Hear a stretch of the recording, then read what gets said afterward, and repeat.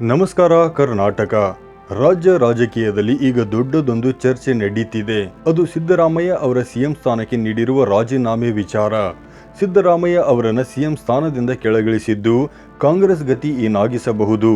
ಕರ್ನಾಟಕದಲ್ಲಿ ಕಾಂಗ್ರೆಸ್ ಅಸ್ತಿತ್ವವೇ ಇಲ್ಲದಂತಾಗುತ್ತಾ? ಏಕೆಂದರೆ ಸಿದ್ದರಾಮಯ್ಯ ಅಂದರೆ ಕೇವಲ ಒಬ್ಬ ನಾಯಕನಲ್ಲ, ಅವರ ಹಿಂದೆ ಒಂದು ಬಲಿಷ್ಠ ವೋಟ್ ಬ್ಯಾಂಕ್ ಇದೆ.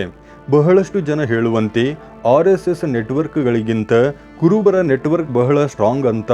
ಒಂದು ವೇಳೆ ಸಿದ್ದರಾಮಯ್ಯ ಅವರನ್ನು ಮುಟ್ಟಿದರೆ ಆ ನೆಟ್ವರ್ಕ್ ಕಾಂಗ್ರೆಸ್ ವಿರುದ್ಧ ತಿರುಗಿ ಬೀಳುತ್ತಾ? ಇದೇ ಆತಂಕ ಈಗ ಹೈಕಮಾಂಡ್ಗೂ ಶುರುವಾಗಿದೆ. ಇವತ್ತು ನಾವು ಈ ವಿಡಿಯೋದಲ್ಲಿ ಸಿದ್ದರಾಮಯ್ಯ ಅವರ ಶಕ್ತಿ ಏನು, DK ಶಿವಕುಮಾರ್ ಅವರ ತಂತ್ರಗಾರಿಕೆ ಏನು ಮತ್ತು ದಲಿತ ಸಿಎಂ ವಿಚಾರದಲ್ಲಿ ಆಗ್ತಿರುವ ಲೆಕ್ಕಾಚಾರಗಳೇನು ಅನ್ನೋದನ್ನ ಕಂಪ್ಲೀಟ್ ಆಗಿ ವಿಶ್ಲೇಷಣೆ ಮಾಡೋಣ. ವಿಡಿಯೋವನ್ನು ಕೊನೆಯವರೆಗೂ ನೋಡಿ, ಮಿಸ್ ಮಾಡಬೇಡಿ. ವೀಕ್ಷಕರೇ, ಕರ್ನಾಟಕದ ಚುನಾವಣಾ ಇತಿಹಾಸ ನೋಡಿದರೆ ಒಂದು ವಿಷಯ ಸ್ಪಷ್ಟವಾಗುತ್ತೆ. ಸಿದ್ದರಾಮಯ್ಯ ಸಿಎಂ ಆಗ್ತಾರೆ ಅಂದಾಗ ಕುರುಬ ಸಮುದಾಯ ಸುಮಾರು 90% ಕಾಂಗ್ರೆಸ್ ಪರವಾಗಿ ವೋಟ್ ಮಾಡುತ್ತೆ.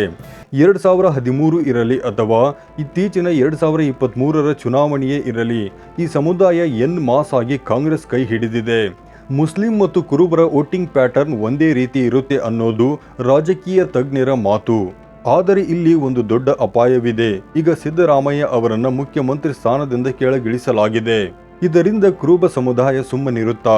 ಸಿದ್ದರಾಮಯ್ಯ ಅವರು ಮುನಿಸಿಕೊಳ್ಳದೇ ಇರಬಹುದು, ಆದರೆ ಸಮುದಾಯದ ವೋಟ್ ಬ್ಯಾಂಕ್ ಚದುರಿ ಹೋಗುವ ಆತಂಕ ನಿಶ್ಚಳವಾಗಿದೆ. ಕುರುಬರು ಇಲ್ಲದ ಕಡೆ ಅವರು ಯಾರಿಗೆ ಬೇಕಾದರೂ ವೋಟ್ ಹಾಕಬಹುದು. ಇದರಿಂದ ಕಾಂಗ್ರೆಸ್ಗೆ ಭಾರಿ ನಷ್ಟ ಕಾದಿದೆ ಎನ್ನಲಾಗುತ್ತಿದೆ. DK ಶಿವಕುಮಾರ್ ಅವರ ಸಾಫ್ಟ್ ಹಿಂದುತ್ವ ಮತ್ತು ಹೊಸ ಲೆಕ್ಕಾಚಾರಗಳು. ಈಗ DK ಶಿವಕುಮಾರ್ ಅವರ ವಿಚಾರಕ್ಕೆ ಬರೋಣ. ಸಿದ್ದರಾಮಯ್ಯ ಅವರಿಂದ ಆಗುವ ನಷ್ಟವನ್ನು DKಶಿ ತುಂಬಬಲ್ಲರ? DKಶಿ ಅವರು ಈಗ ಸಾಫ್ಟ್ ಕೋರ್ ಹಿಂದುತ್ವದ ಹಾದಿ ಹಿಡಿದಿದ್ದಾರೆ ಅನ್ನೋ ಮಾತುಗಳು ಕೇಳಿ ಬರ್ತಿವೆ. ಒಕ್ಕಲಿಗ ಮತಗಳ ಜೊತೆಗೆ ಲಿಂಗಾಯತ ಮತ್ತು ಹಿಂದುಳಿದ ವರ್ಗಗಳ ಮತಗಳನ್ನು ಸೆಳೆಯುವ ಪ್ರಯತ್ನ ಅವರದ್ದು. ದಾವಣಗೆರೆಯ ಗೆಲುವು DKಶಿ ಅವರಿಗೆ ಒಂದು ರೀತಿಯ ಕಾನ್ಫಿಡೆನ್ಸ್ ತಂದುಕೊಟ್ಟಿದೆ. ಮುಸ್ಲಿಂ ವೋಟ್ ಬ್ಯಾಂಕ್ ಸ್ವಲ್ಪ ಚದುರಿದರು, ಅಂದರೆ SDPI ನಂತಹ ಪಕ್ಷಗಳಿಗೆ ಹೋದರೂ ನಮಗೇನು ದೊಡ್ಡ ನಷ್ಟವಿಲ್ಲ ಅನ್ನೋದು DKಶಿ ಲೆಕ್ಕಾಚಾರ ಇರಬಹುದು. ಆದರೆ ನೆನಪಿರಲಿ, ಮುಸ್ಲಿಂ ಬಾಹುಳ್ಯದ ಕ್ಷೇತ್ರಗಳಲ್ಲಿ ಸ್ವಲ್ಪ ವೋಟ್ ಹೋದರೂ ಅದು ಕಾಂಗ್ರೆಸ್ಗೆ ಹೊಡೆತ ನೀಡುತ್ತೆ. ದಲಿತ ಸಿಎಂ ಕನಸು ಮತ್ತು ಪಂಜಾಬ್ ಮಾದರಿಯ ಆತಂಕ.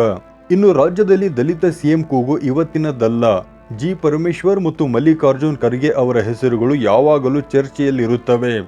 ಸಾಮಾಜಿಕ ನ್ಯಾಯದ ದೃಷ್ಟಿಯಿಂದ ಇದು ಆಗಲೇಬೇಕಾದ ಕೆಲಸ.